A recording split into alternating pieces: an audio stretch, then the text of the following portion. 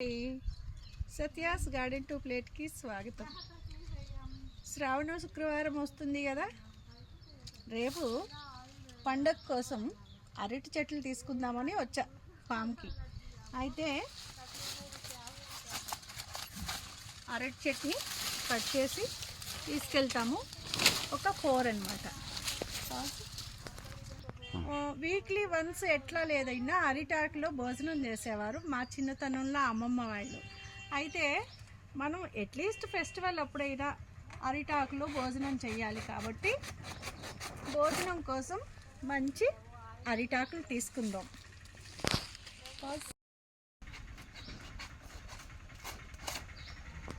సరే, అరిటాకులో భోజనం చేయడం అంటే చాలా ఇష్టం. వేడివేడి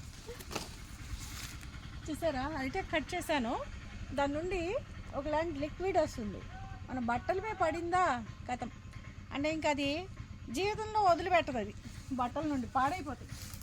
కాబట్టి మనం చాలా కేర్ఫుల్గా అరిటాకులు కట్ చేసేటప్పుడు కేర్ఫుల్గా కట్ చేయాలి.